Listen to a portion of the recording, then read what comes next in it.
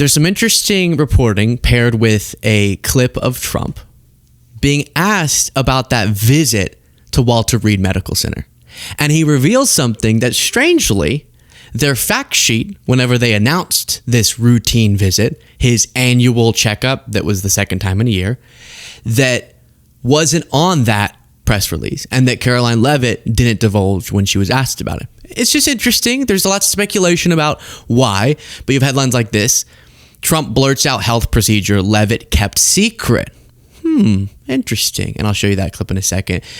Trump admitted that he underwent an MRI scan during what was meant to be just a routine medical checkup earlier this year. The 79-year-old told reporters aboard Air Force One that he received the scan during a visit to Walter Reed Medical Center on October 10th, clearing up some of the confusion over what actually happened during the checkup. Now, that was the same checkup where he got the flu shot and a COVID shot while he's railing against vaccines.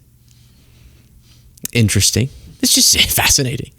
And then there was this. Doctor identifies possible reasons for Trump's secret MRI. Like it said that Leavitt kept a secret. They made some reference to advanced imaging, I think it was, but didn't specify this when they said they were giving us all the information. And when you see some of the visual things with Trump and then the cognitive things, you want transparency. MAGA really wanted that with Biden, but now they're less concerned, it seems, with Trump. A prominent cardiologist believes President Trump may have quietly had an MRI scan because he showed symptoms associated with neurological issue. Is there supposed to be an S there? What? Neurological issues? With who, Trump? No, couldn't have been that.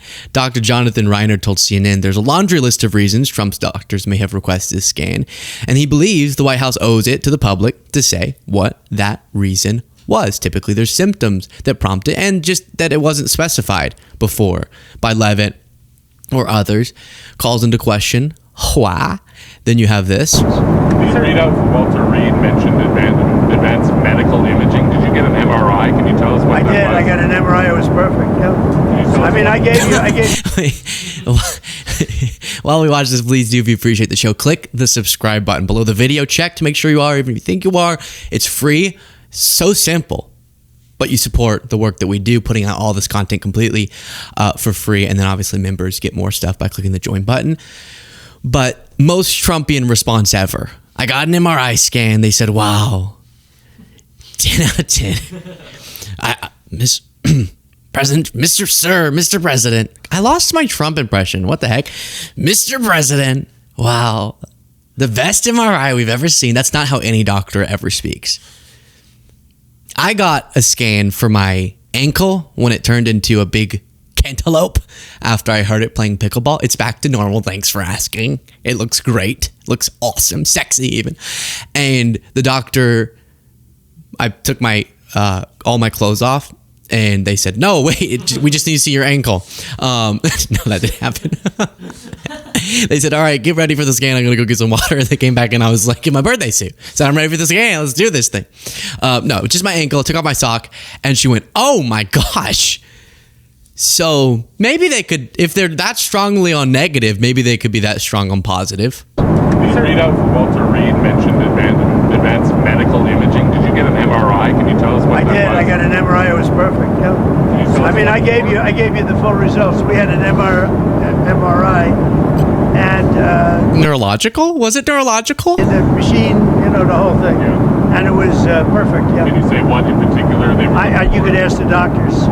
In fact, we have doctors traveling with us, but I think they gave you a very conclusive. Nobody has ever given you reports like I gave you. And if I didn't think it was going to be good, either I would let you know negatively, I wouldn't run, I'd do something, but the doctor said some of the best reports for the age, some of the best reports they've ever seen.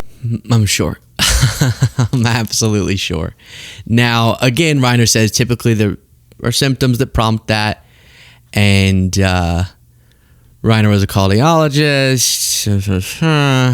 Trump was asked. Trump claimed that he would alert the press if he ever got negative news, etc. So it's kind of just the same theme of doesn't feel like we're getting as much transparency as we would want to. And then every time he goes to the hospital, he says that he took a cognitive test. I actually don't even, unless I do believe the doctors say they gave him one. I don't know if they would overtly lie about that, but a little part of me feels like every time he said that, he's just still referring to the one in 2020. I feel like he's still, or 2019, still just going off of that one cognitive exam. Of course, I stutter on that word, from way back when, because are we to believe that he keeps going back and taking the same exam, or he takes whatever cognitive exam and then every time the same story plays out? They said, we've never seen a score like this. Wow, I've never seen a perfect. Every doctor, different doctors always say that to you? And no one ever passes the dementia screening tests? So here was this. They have Jasmine Crockett, a low IQ person. They have AOC's low IQ. You give her an IQ test. Have her pass like the exams that I decided to take when I was at Walter Reed. Those are very hard, they're really aptitude tests, I guess, in a certain way, but they're cognitive tests. Let AOC go against Trump. Let Jasmine go against Trump. I don't think Jasmine, the first couple of questions are easy. A tiger, an elephant, a giraffe, When you get up to about 5 or 6, and then when you get up to 10 and 20 and 25, they couldn't come close to answering any of those questions. So now he's challenging AOC and Jasmine Crockett to take a cognitive exam. Now, what we are led to believe that he's talking about is the Montreal Cognitive Assessment. He did reference the animals. Name these animals. Ooh, that's tough. Is that a zebra? What is that one?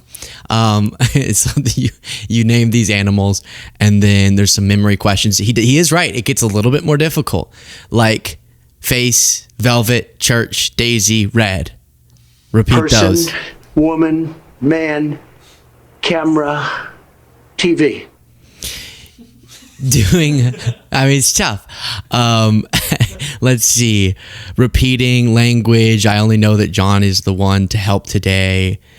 Read list of letters. The subject must tap with his hand at each letter A. It feels doable. Feels really doable. A, got it. Serial 7 subtraction starting at 100. So those sorts of things. And it's not a like IQ test. It's just making sure something's not seriously wrong in the brain. So to keep bragging about that and then say that 2 perfectly intelligent women wouldn't be able to pass the same test, which gives you some leeway, by the way. You can get some of them wrong and still, quote unquote, do fine, pass. But apparently Trump got a perfect score and he doesn't believe that AOC and Jasmine Crockett can do it. Then he's abroad, dancing. I half expected right here, ready, for one of these to just, for him to go, and get stuck. That one, for his back to seize up, but everything went okay. I saw a MAGA account that said, $10 million? Do you want $10 million or the chance to wait this table? Like be a waiter for this table? And there's Elon, Ben Shapiro, Trump, Andrew Tate, others, and Rogan. I just thought this response was so funny. Right Wing Cope said, imagine still being a side character in your own fantasy. Imagine saying, would you rather get $10 million? You would think it would be, or sit at this table, hang out with Trump and Andrew Tate, which I'd rather give $10 million than do that. But, but to still in your own fantasy, just be the person serving them, that's something. That's commitment right there. Now at this same press gaggle, the team here is so fascinated by that term. It says President Trump gaggles with press. It just sounds raunchier than it is. What the heck is he doing to the press? You're my daddy. He's gaggling them, but he's gaggling all around town.